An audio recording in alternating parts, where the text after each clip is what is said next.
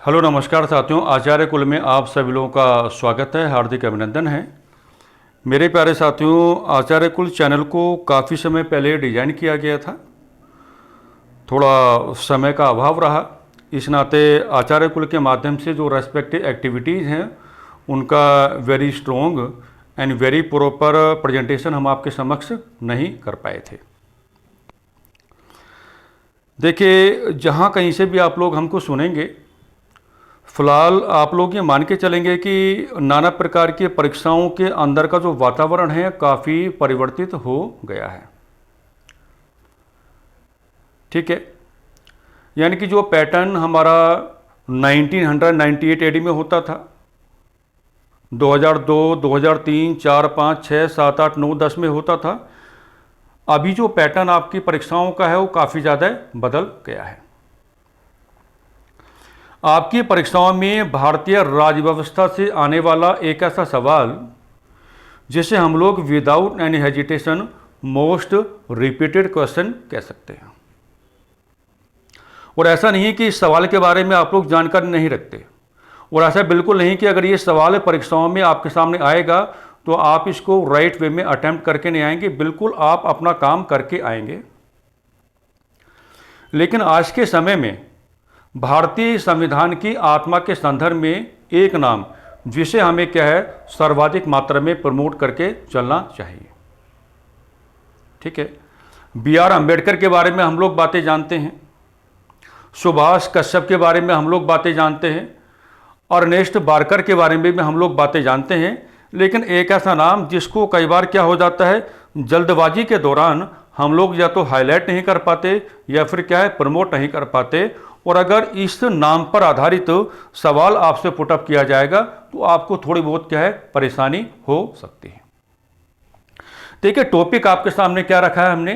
Topic आपके सामने है कि आपको संविधान की आत्मा के संदर्भ में कुछ बातें यहां पर क्या है जाननी है।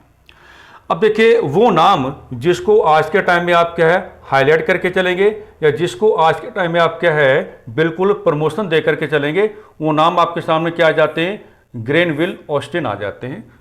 क्या आ जाते हैं भाई, ग्रेनविल ऑस्टिन आपके सामने क्या है आ जाते हैं। और अगर यहां पर आप ग्रेनवाइल ऑस्टिन या ग्रेनविल ऑस्टिन को कैलकुलेट करने का काम करेंगे तो इन्होंने भारतीय संविधान के भाग 3 को नहीं या भारतीय संविधान के प्रस्तावना को नहीं, क्या कहा मैंने, इन्होंने भारतीय संविधान के भाग 3 को नहीं, इन्होंने भारतीय संविधान के प्रस्तावना को नहीं, बल्कि इन्होंने क्या है भारतीय संविधान के भाग 4 को, भारतीय संविधान के भाग 4 को, दैट मीन्स DPSPs को, यानी कि राज्य नीति के निर्देशक तत्वों को संविधान की आत्मा कहा है। तो अगर सवाल का नेचर या करैक्टर ऐसा है कि भी ग्रेनविल ऑस्टिन ने भारतीय संविधान के निम्न में से कौन से प्रावधान को, भारतीय संविधान के निम्न में से कौन से भाग को संविधान की आत्मा कहा है, तो वहां पर जो आपका रेस्पेक्टिव आंसर है वो भाग 4 हो जाना चाहिए। दैट मीन्स DPSPs आपके राइट आंसर आ जाने चाहिए। राज्य नीति के निर्देशक तत्व क्या है भी आपका राइट आंसर हो जाना चाहिए। साथ ही साथ मेरे प्यारे साथियों क्या है आपको कारण भी बताना आना चाहिए। आप केवल इतना पढ़ के नहीं चलेंगे कि जो ग्रेनवाइल ऑस्टिन है उन्होंने भारतीय संविधान के भाग 4 को, दैट मीन्स DPSPs को भारतीय संविधान की आत्मा कहने का काम किया है। साथ में आप एक अपना सपोर्टिव ग्राउंड भी जोड़ करके चलेंगे और वो जो आपका रेस्पेक्टिव सपोर्टिव ग्राउंड होगा उसके माध्यम से आप हल्का सा यहाँ पर कारण रीजन भी बताने का काम करेंगे कि ग्रेनवाइल ऑस्टिन ने भारतीय संविधान के भाग 4 को संविधान की आत्मा क्यों कहा।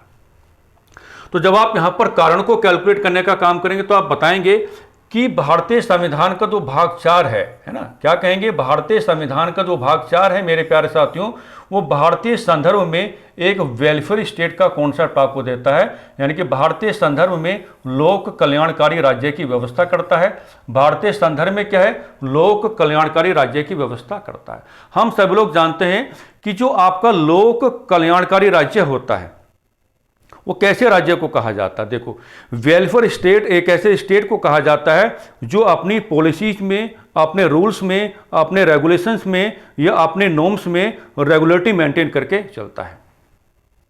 हिंदी में कहें तो लोक कल्याणकारी राज्य एक ऐसे राज्य को कहा जाता है जो लगातार नीतियां बनाने का काम करता है, जो लगातार क्या नीतियां बनाने का काम करता है और वेलफेयर स्टेट वेरी कॉन्स्टेंटली जो रेस्पेक्टिव पॉलिसीज आपके सामने रखता है, उन तमाम प्रकार के रेस्पेक्टिव पॉलिसीज, नॉर्म्स, रेगुलेशन का ऑब्जेक्टिव उद्देश्य यह बिल्कुल नहीं होता है कि सामने वाले लोगों का शोषण किया जाए, बल्कि उद्देश्य क्या हो जाता है कि सामने वाले लोगों को नाना प्रकार की सुविधाएं, नाना प्रकार की जो फैसिलिटीज हैं वो दी जाएं, ताकि सामने वाले जो लोग हैं वो नाना प्रकार की सुविधाओं का प्रयोग कर पाएं, ताकि सामने वाले लोग नाना प्रकार की सुविधाओं के आलोक में अपने जीवन को व्यतीत करते हुए अपने आप को आनंदित महसूस करने का काम करें, अपने आप को क्या है, आनंदित महसूस करने का काम करें।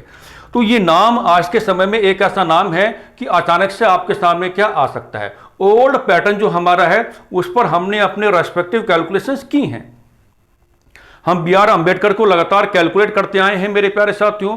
हम Subhash Kashyap and Ernest Barker, इन दोनों को क्या है भी लगातार हम लोग कैलकुलेट करते आए हैं, लेकिन हम यहाँ पर इस नाम को आपके सामने रखने का काम करेंगे और ये बताएंगे कि आज के समय में जो बदला हुआ पैटर्न है, अचानक से नाम आपके सामने आ सकता है, तो आपको ग्रेनवेल ओस्टिन के अकॉर्डिंग भारतीय संविधान की आत्मा, that means soul of the Indian constitution, calculate करना आना चाहिए। एक बात तो ये हमने आपको यहाँ पर क्या है बताने का काम किया है।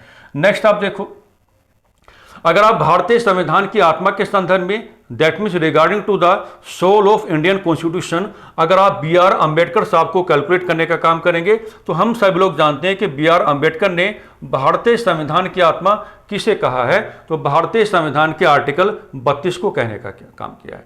और ये सवाल अपने आप में एक ऐसा सवाल है कि जिसे हम डिफरेंट जो आपके स्टेट पीसेस हैं उनके रिगार्डिंग क्या है भी मेरे प्यारे साथियों, मोस्ट रिपीटेड क्वेश्चन कह सकते हैं। अब यहां पर भी आपको एक सपोर्टिव ग्राउंड लेकर के चलना पड़ेगा, और सपोर्टिव ग्राउंड में ही आपको रीजन भी मिल जाएगा कि बाबा साहब अम्बेडकर ने भारतीय संविधान के अनुच्छेद 32 को संविधान की आत्मा क्यों कहा। तो भारतीय संविधान के अनुच्छेद 32 को संविधान की आत्मा इस नाते कहा क्योंकि यह मौलिक अधिकारों के उल्लंघन की स्थिति में, in case of violation of the fundamental rights, आपको क्या है सर्वोच्च न्यायालय की ओर से एक प्रोटेक्शन, एक संरक्षण क्या है उपलब्ध करवाने का काम करता है। एक प्रोटेक्शन या एक संरक्षण क्या है भी उपलब्ध करवाने का काम करता है। इसी नाते बाबा साहब अम्बेडकर ने भारतीय संविधान के अनुच्छेद 32 को भारतीय संविधान की आत्मा कहने का काम किया है। वैसे भी कहा जाता है कि अगर आप भारतीय संविधान से संविधान के भाग 3 को बाहर रखने का काम करेंगे, तो एक प्रकार से संविधान की आत्मा, संविधान का जीवन एक प्रकार से क्या हो जाएगा, नष्ट हो जाएगा। क्योंकि जब तक भारतीय संविधान का भाग 3 अर्थात मौलिक अधिकार बने हुए हैं, तब तक राज्य अपना मनमाना व्यवहार नहीं कर सकता। राज्य अपना मनमाना व्यवहार करते हुए नागरिकों का शोषण नहीं कर सकता। राज्य अपना मनमाना व्यवहार करते हुए नागरिकों के जीवन में मैं कहना चाहूँगा कि अनावश्यक हस्तक्षेप नहीं कर सकता। अगर मौलिक अधिकार हैं, भारतीय संविधान का भाग 3 है, तो राज्य के मनमाने व्यवहारों के समक्ष हमें एक मजबूत संरक्षण मिला हुआ है। और बी आर अम्बेडकर भी आपको यही बता करके चले कि भारतीय संविधान के अनुच्छेद 32 को हम संविधान की आत्मा क्यों कहेंगे। हम संविधान की आत्मा इस नाते कहेंगे क्योंकि in case of the violation of the fundamental rights, यह जो आर्टिकल है, यह आर्टिकल आपको सर्वोच्च न्यायालय की ओर से एक संरक्षण, एक प्रोटेक्शन दिलवाने का काम करता है। जैसा मैंने आप लोगों से कहा मेरे प्यारे साथियों, समय बदल गया है। अब आने वाले समय में मान लीजिए कोई सवाल आपके सामने ऐसा जनरेट हो जाता है और सवाल के माध्यम से आपसे पुटअप किया जाए कि अगर ये सवाल पुटअप किया जाए कि जो आपके फंडामेंटल राइट्स हैं, जो आपके फंडामेंटल राइट्स हैं, यानी कि जो आपके मौलिक अधिकार हैं, अगर सवाल आपसे ये पुटअप किया जाता है कि भी जो आपके फंडामेंटल राइट्स हैं, यानी कि जो आपके मौलिक अधिकार हैं, इनकी आत्मा, इसे, इनकी जो आत्मा है आप किसे कहना चाहेंगे, इनकी जो आत्मा है आप किसे कहना चाहेंगे। हालांकि सवाल ये आज तक किसी परीक्षा में बना नहीं है, लेकिन फिर भी हमें अपने आप को क्या है थोड़ा आगे जाकर के जागरूक कराना पड़ेगा। तो आने वाले समय में कोई इन्वायरमेंट आपके सामने ऐसा भी बन सकता है कि अगर मौलिक अधिकारों के अंतर्गत ही सवाल ऐसा बन जाए कि आप मौलिक अधिकारों की ही आत्मा कौन से आर्टिकल को कहना चाहेंगे, तो यहाँ पर अलग अलग प्रकार के लोगों का अलग अलग मत हो सकता है। हो सकता है कि कुछ लोग ये कहने का काम करें कि मौलिक अधिकारों की आत्मा भारतीय संविधान के आर्टिकल 19(1)(a) को कहा जाए। हो सकता है कि कुछ लोग यह कहने का काम करें कि मौलिक अधिकारों की आत्मा भारतीय संविधान के आर्टिकल 14 को कहा जाए। हो सकता है कि कुछ लोग यह कहने का कार्य करें कि मौलिक अधिकारों की आत्मा भारतीय संविधान के आर्टिकल 21 को कहा जाए। यहां लोगों के मत अलग अलग हो सकते हैं, लेकिन एक बात समझो, अगर आप मौलिक अधिकारों की आत्मा भारतीय संविधान के आर्टिकल 19(1)(a) को कहोगे, या अगर आप मौलिक अधिकारों की आत्मा भारतीय संविधान के आर्टिकल 14 को कहोगे, या अगर आप मौलिक अधिकारों की आत्मा भारतीय संविधान के आर्टिकल 21 को कहोगे, तो इन सभी पर सबसे भारी आर्टिकल कौन सा है? तो इन सभी पर सबसे भारी आर्टिकल कौन सा है? अनुच्छेद 32 ही है। इन सभी पर सबसे भारी आर्टिकल क्या है? तो अनुच्छेद 32 ही है, क्योंकि अनुच्छेद 32 मौलिक अधिकारों के उल्लंघन की स्थिति में सर्वोच्च न्यायालय की ओर से आपको एक संरक्षण का धरातल दिलवाने का काम करता है। तो अगर कभी आपका यह मन हो कि मौलिक अधिकारों की आत्मा हम आर्टिकल 14 को कहेंगे, 19(1)(a) को कहेंगे या 21 को कहेंगे, तो थोड़ा अपने आप को सावधान कर लेना और यह बता देना कि क्या ऐसा कोई आर्टिकल है जो इन सब पर भारी है। तो ऐसा आर्टिकल जो इन सब पर भारी है वो आपका आर्टिकल 32 ही आपको दिखाई पड़ेगा, और आर्टिकल 32 को ही हम मौलिक अधिकारों की आत्मा भी कह सकते हैं, मौलिक अधिकारों की आत्मा भी कह सकते हैं। ये एक नई बात हमने यहां पर क्या है, डिस्कस करने का काम किया है। ठीक है, अब आगे देखिएगा, आगे आप ये बताएंगे कि संविधान की आत्मा, संविधान की आत्मा अगर डॉक्टर सुभाष कश्यप की ओर से आपसे पुटअप किया जाता है, संविधान की आत्मा अगर क्या है भाई, डॉक्टर सुभाष कश्यप की ओर से पुटअप किया जाता है। डॉक्टर सुभाष कश्यप भारतीय संदर्भ में एक बड़ा नाम है। डॉक्टर सुभाष कश्यप क्या है? भारतीय संदर्भ में एक बड़ा नाम है। साथ ही साथ एक कैरेक्टर और आपके सामने आते हैं, अर्नेस्ट बार्कर आपके सामने आते हैं, और अर्नेस्ट बार्कर को आपने पढ़ा होगा राजनीति विज्ञान की दुनिया में इनका नाम बड़े ही सम्मान के साथ लिया जाता है। ब्रिटेन की राजनीतिक व्यवस्था के संदर्भ में, ब्रिटेन के संवैधानिक मामलों के संदर्भ में इनका नाम क्या है, बड़े ही सम्मान के साथ लिया जाता है। तो अगर इन दोनों की ओर से कलेक्टिवली आपसे वो पुटअप करने का काम करे कि भारतीय संविधान की जो आत्मा है आप किसे कहेंगे, तो भारतीय संविधान की आत्मा इन दोनों ने किसे कहा है? To the preamble of Indian constitution, to the preamble of Indian constitution, to the preamble of Indian constitution. That means भारतीय संविधान की प्रस्तावना को इन दोनों ने मिलकर के क्या है भाई, संविधान की आत्मा कहा है, संविधान की आत्मा कहा है, संविधान की आत्मा कहा है। एक बात और याद रखना यहां पर कि जो अर्नेस्ट बार्कर आपके सामने आते हैं मेरे प्यारे साथियों, तो देखो ये जो अर्नेस्ट बार्कर हैं, इनकी एक बड़ी फेमस बुक आपको दिखाई पड़ती है, और ये बुक 1950-51 के आसपास इस बुक का जो पब्लिकेशन है वो आपके सामने आ भी जाता है। तो यहां पर जो अर्नेस्ट बार्कर है उनकी बड़ी फेमस बुक भी आपको अपने साथ कैलकुलेट करके चलनी पड़ेगी, और उस बुक का जो रेफरेंस आपको लेना है, तो आप बुक का नाम क्या बताएंगे? Principle of social and political theory. Book का नाम क्या है भी? Principal of social and political theory. तो ये बताया जाता है कि अर्नेस्ट बार्कर भारतीय संविधान की प्रस्तावना से इतने अधिक प्रभावित हो गए। क्या कहा मैंने? अर्नेस्ट बार्कर भारतीय संविधान की आत्मा से, भारतीय संविधान की प्रस्तावना से इतने अधिक प्रभावित हो गए कि ये जो बुक आपको दिखाई पड़ रही है, इस बुक के पहले ही पृष्ठ पर, यानी कि पहले ही पेज पर उन्होंने भारतीय संविधान के प्रस्तावना को लिखने का काम किया, भारतीय संविधान के प्रस्तावना को अंकित करने का काम किया। तो ये सवाल बनते रहे हैं कि निम्न में से ऐसा कौन सा राजनीतिक विचारक है जिसने भारतीय संविधान की प्रस्तावना से प्रभावित होकर के अपनी वेल इस्टेब्लिश्ड बुक के फर्स्ट पेज पर ही भारतीय संविधान की प्रस्तावना को लिखने का काम किया, अंकित करने का काम किया, मेंशन करने का काम किया। So regarding this your proper answer should be Ernest Barker, और बुक का नाम आप क्या बताएंगे? Principle of social and political theory आप यहां पर क्या है, कैलकुलेट करने का काम करेंगे।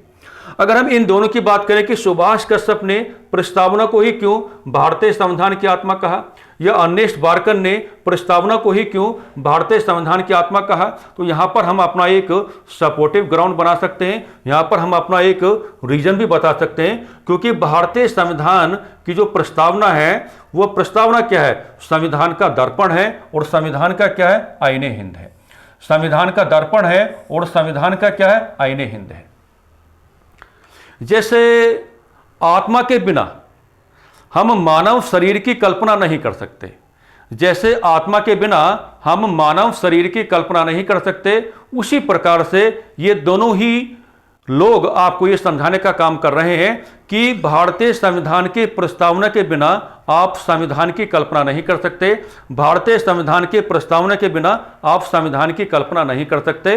तो इन्होंने एक समानता भी स्थापित करने का काम किया है, इन्होंने क्या भी एक सिमिलरिटी भी इस्टेब्लिश करने का काम किया है, और ये कहते हैं कि कोई जो प्रस्तावना है वो भारतीय संविधान का दर्पण है, आईने हिंद है। यानी कि अगर आप भारतीय संविधान को कम समय में समझना चाहते हैं तो आपको केवल भारतीय संविधान की प्रस्तावना को समझने की आवश्यकता है, और यह माना जाएगा कि अगर आपने कम समय में कम शब्दों के आलोक में भारतीय संविधान की प्रस्तावना को समझ लिया है तो कहीं ना कहीं आपने क्या है, भारतीय संविधान को भी समझ लिया है, कहीं ना कहीं आपने क्या है, भारतीय संविधान को भी समझ लिया है। तो ये आपकी परीक्षाओं में संविधान की आत्मा को लेकर के कुछ क्वेश्चंस आते हैं और आज हमने इनको क्या है, डिस्कस करने का काम किया है। इसी प्रकार से हम अलग अलग प्रकार के सेशंस के माध्यम से वो तमाम प्रकार के ग्राउंड कंसाइज वे में आपके सामने रखेंगे जो परीक्षा उपयोगी बनते हैं और परीक्षाओं में अक्सर आपके सामने आते हैं। पुराना आपने क्या देखा, पुराने समय में आपने क्या पढ़ा, उसको आप अपने साथ क्या जोड़ करके चलेंगे, नया पैटर्न क्या बनेगा, नए प्रकार से सवाल क्या बन सकते हैं, उन पर हम क्या है कक्षाओं के माध्यम से चर्चा करने का कार्य करेंगे। तो मेरे प्यारे साथियों, इन्हीं सकारात्मक शब्दावलियों के आलोक में हम आज की इस चर्चा को थोड़ा विराम देना चाहेंगे। नमस्कार, धन्यवाद, खुश रहो, मेहनत करते रहो और ऐसे ही आगे बढ़ते रहो।